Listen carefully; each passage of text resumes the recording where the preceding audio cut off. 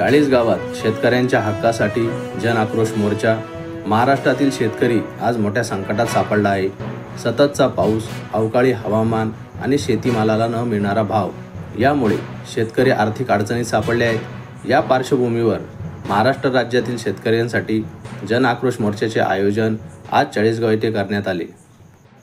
या मोर्चाचे नेतृत्व माननीय श्री बच्चू कडू साहेब आणि श्री उन्मेष भैयासाहेब पाटील यांनी केले। शेतकऱ्यांच्या कर्जमाफीसह पीक विमा रकमेचे तातडीने वितरण, नुकसान भरपाईची मागणी या मोर्चात करण्यात आली। शेतकऱ्यांचे म्हणणे आहे, शासनाने फक्त घोषणा केल्या पण प्रत्यक्ष मदत पोहोचत नाही। विमा कंपन्यांच्या अपारदर्शक धोरणांमुळे शेतकऱ्यांना योग्य हक्क मिळत नाहीत। मोर्चात विविध तालुक्यातील हजारो शेतकरी सहभागी झाले होते। जोपर्यंत शेतकऱ्यांना न्याय मिळत नाही तोपर्यंत हा लढा थांबणार नाही। सरकारने शेतकऱ्यांची फसवणूक थांबवावी आणि तत्काळ मदत द्यावी।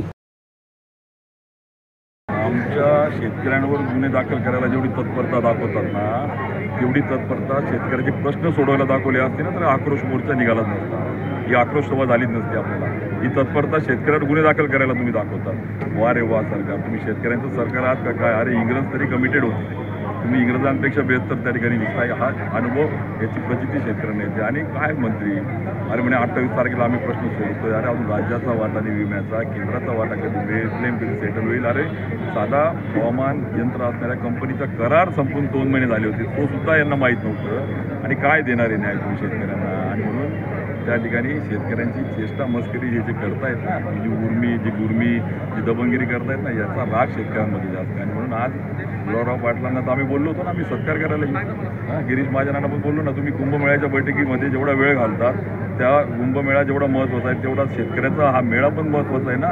शेतकऱ्याची बैठक घ्यायला तुम्हाला एक बैठकीला वेळ मिळाला नाही, मात्र कुंभमेळ्यासाठी तुम्ही मलिदा तिथं लाटायचं आहे देवाचं नाव, आणि तिथं तुम्हाला वेळ मिळतो। याचं दुःख शेतकऱ्यांमध्ये आहे। मुख्यमंत्री सगळं बनवाबनवी करत आहे। काल परवा एका पत्रकारानं प्रश्न विचारला होता, ते काहीतरी पंढरपूरच्या त्या मराठवाड्याच्या दौऱ्यावर होते, कशी बगल द्यावी, कशा प्रकारचं बनवाबनवी करायचं, मुख्यमंत्री कशात हुशार आहे, तेव्हा मला जास्त समजलं। पत्रकारानं प्रश्न विचारला का पंजाबच्या शेतकऱ्या सरकारनं 50,000 रुपये दिले, आपलं सरकार किती पैसे देणार? अतिशय साधा प्रश्न होता आणि थेट प्रश्न होता पत्रकाराचा। मी त्या पत्रकाराचा चेहरा पाहत होते, तो दिसत नव्हता पण तो बोलत होता मागून का पंजाबच्या शेतकऱ्यांना जर 50,000 दिले असेल तर तुमचं सरकार किती देणार? आमच्या मुख्यमंत्र्यांना काय उत्तर दिलं माहित आहे? नाही, आताच मी त्या 8 कलेक्टरची बैठक घेतली। नाही लक्षात आलं तुमच्या?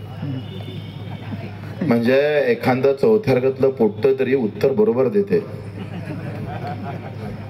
आणि हे आमचे LLB झालेला माणूस प्रश्न विचारला, पंजाब एवढी मदत देणार का? हे म्हणतं 8 कलेक्टरची बैठक घेतली। म्हटलं एखादा पत्रकार दुसरा अधिक बोलणार, अहो आम्ही प्रश्न काय विचारतोय, तुम्ही सांगता काय? तर किती चतुराई आहे लक्षात घ्या।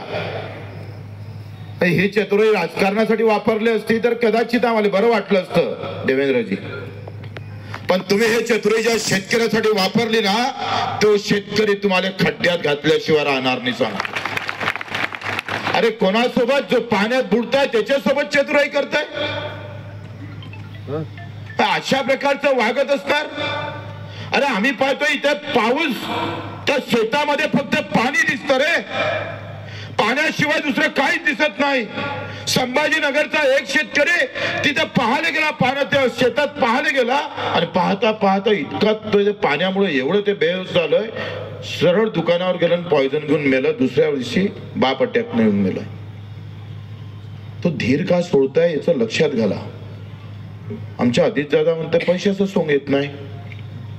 टीव्हीवरच्या बातम्या, सत्ताधाऱ्याचा एक शब्द सांगा मला का तो धीर देणारा राहिला काय? तर पैशाचं सोंग येत नाही दादा।